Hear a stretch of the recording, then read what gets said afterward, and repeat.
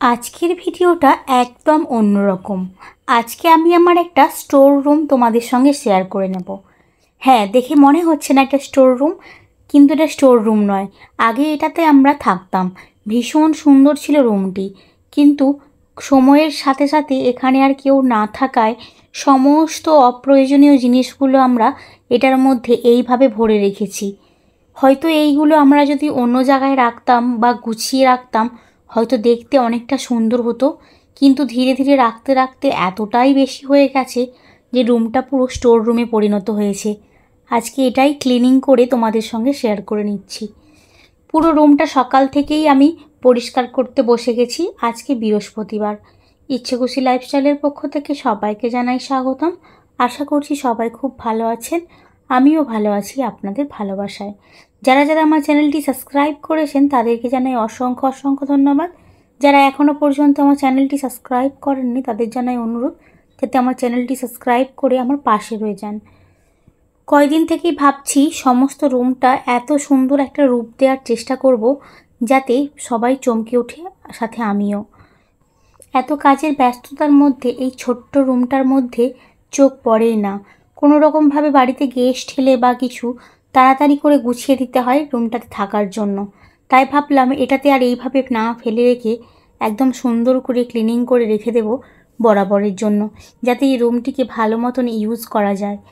তারপরেই সকাল থেকে বসে গেছি, অল্প একটু টিফিন করে চা খাওয়ার পরেই বসে গেছি সকাল থেকে। পুরো রুমটা ক্লিনিং করতে আমার টাইম লেগেছিল বহু, প্রায় 2:30টার দিক করে আমি উঠেছিলাম সব কিছু গোছগাছ করে নিয়ে। আগের দিন রাত্রিবেলা, মানে আজকে বৃহস্পতিবার, কাল রাতে ওই সন্ধ্যার দিক করে আমি আর মা গিয়েছিলাম একটা আলমারির দোকানে। সেইখান থেকে নিয়েছিলাম একটা শোকেস আলমারি, কারণ এই এত সব জিনিসপত্র অন্যান্য রুমেও হয়তো হবে না সব কিছু গুছিয়ে গাছিয়ে, তাই জন্য নিয়ে চলে এসেছিলাম একটা আলমারি। আলমারিটা আসার পরে বাইরেই ছিল। আজকে সকালবেলা পুরো রুমটা গুছিয়ে নিয়ে সব কিছু পরিষ্কার পরিচ্ছন্ন করার পরে আলমারিটা সেট করেছিলাম এক সাইডে। সারাদিন কাজের ফাঁকে অন্য কিছু করব বা অন্য কিছুতে একটু টাইম দেব, সেটা আর হয়ে ওঠে না। যারা যারা ভিডিও করো তারা অবশ্যই জানবে কিভাবে কি টাইম দিতে হয় বা কি করতে হয় না হয়। সব কিছুর ফাঁকে একদিন যে অন্য কিছুতে একটু টাইম দিয়ে অন্য কিছু করা যাবে, জিনিসপত্র গুছিয়ে নিয়ে নতুন করে ডেকোরেট করতে আমার ভীষণ ভালো লাগে। কিন্তু আমি যখন সমস্ত কিছু একসাথে টেনে ফেলি, শেষের দিকটা আমার প্রচণ্ড মাথা যন্ত্রণা করে যে আমি কিভাবে আবার কমপ্লিট করব। শেষমেশ শেষ করেই দিই, কিন্তু প্রচণ্ড বিরক্ত লাগে শেষের দিকটা।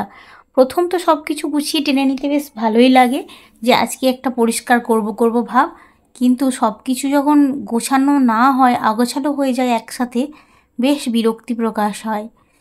আরেকটা কথা তোমাদের সঙ্গে না শেয়ার করলেই নয়, বেশ কিছুদিন মতো হলো আমার ভিডিওতে বা আমার রিলসে বেশ কয়েকজন হাসি রিয়্যাক্ট দেয় বা বাজে বাজে কমেন্ট করে থাকে। তাদের উদ্দেশ্যে একটা কথাই বলবো, যারা যারা আমায় দেখতে পাচ্ছ বা যারা আমায় ফিল করো যে আমার ডিপি আর আমার সঙ্গে পার্থক্যটা, তাদের জন্যই বলছি। আসলে আমার অ্যাকাউন্টের ডিপি যেটা দেওয়া আছে ওটাই আমি।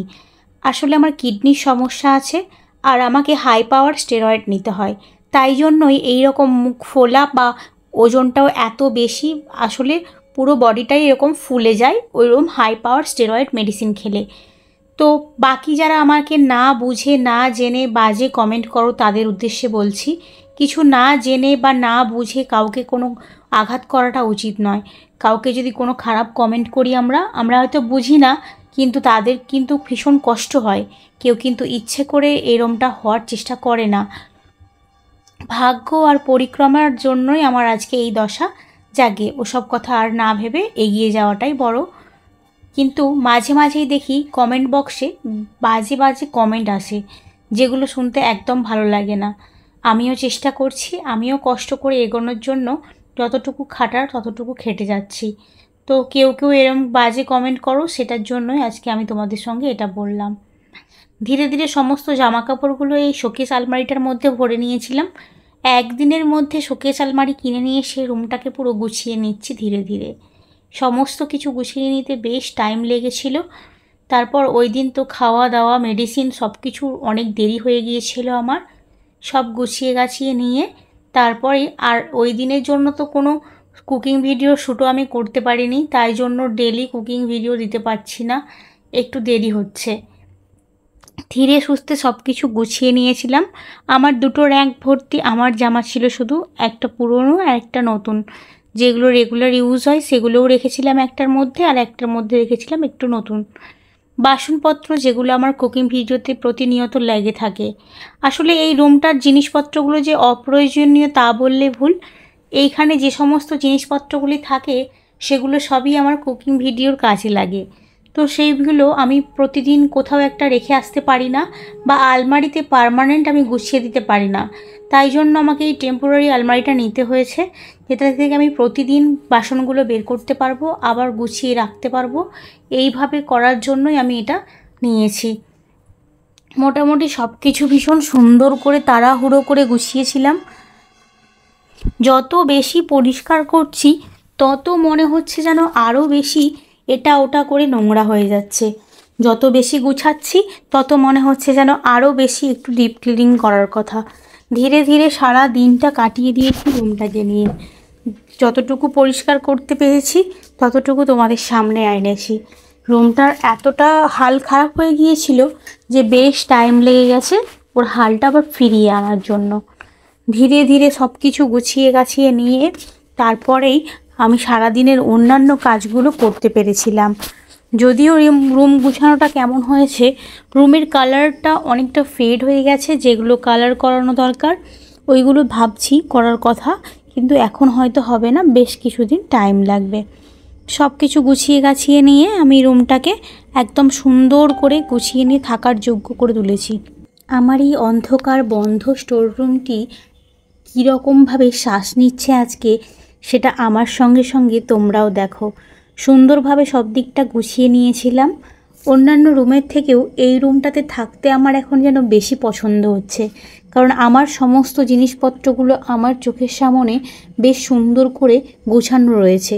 তার জন্যই বেশ ভালো লাগছে রুমটার মধ্যে থাকতে।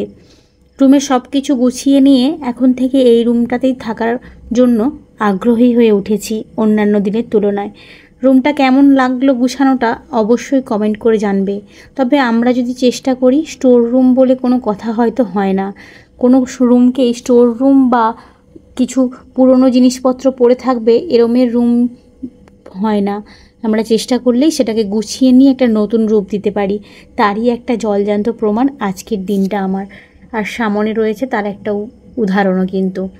তাই তোমাদের সঙ্গে শেয়ার করে নিচ্ছি। ভিডিওটি কেমন লাগলো অবশ্যই কমেন্ট করে জানাবে। ভিডিওটি ভালো লেগে থাকলে একটা লাইক করে অবশ্যই পাশে রয়ে যাবেন। যারা যারা আমার চ্যানেলটি সাবস্ক্রাইব করেছেন তাদেরকে জানাই অসংখ্য অসংখ্য ধন্যবাদ। যারা এখনও পর্যন্ত আমার চ্যানেলটি সাবস্ক্রাইব করেনি তাদের জানাই অনুরোধ যাতে আমার চ্যানেলটি সাবস্ক্রাইব করে আমার পাশে রয়ে যান। ভিডিওটি কেমন লাগলো অবশ্যই কমেন্ট করে জানাবেন। আপনাদের কমেন্ট পেয়ে আমি নতুন একটি ভিডিও নিয়ে আবার চলে আসব। প্রায় 1 বছর মতন হতে যায় এই রুমটার মধ্যে আর জানালা খোলা হয় না, বা বাইরের কোনো আলো বাতাস আর এসে পৌঁছায় না। হঠাৎ করে এই রুমটার মধ্যে একদিনে আলো বাতাস পৌঁছে গিয়ে চারিদিকটা ঝলমলে করে তুলেছে। তাই জন্য আমিও সাজিয়ে গুছিয়ে নিয়েছি সমস্ত কিছুটা। রুমটা সমস্ত কিছু গুছিয়ে নেওয়ার পরে তোমাদের সঙ্গে ভিডিওটা শেয়ার করছি। দেখে বলো তো কেমন লাগছে। আগের সেই পুরনো স্টোর রুমটা কি আর চিনতে পারছো তোমরা? আমি তো আর চিনতে পারছি না। আমার সাথে সাথে বাড়ির লোকও ভীষণ খুশি হয়েছে। আর রুমটি কি আরও একটু বেশি করে সাজিয়ে নেওয়ার জন্য যতটুকু প্রয়োজন আমি করতে থাকবো। আর বেশিরভাগ সময়টাই আমি এখন এই রুমটির মধ্যে কাটাচ্ছি। সমস্ত এডিটিংয়ের কাজ, বাকি সমস্ত কাজ আমি বসে এইখানেই করছি। আর কম্পিউটারটাকেও পরে কাজে লাগাবো ভেবেছি, এডিটিংয়ের জন্য হেল্প হবে। ভিডিওটি কেমন লাগলো অবশ্যই কমেন্ট করে জানাবে। ভিডিওটি ভালো লেগে থাকলে একটা লাইক করে পাশে রয়ে যাবে। চলে যাচ্ছি আজকের মতো, দেখা হচ্ছে পরের ভিডিওতে। ততক্ষণে সবাই সাবধানে থাকবেন।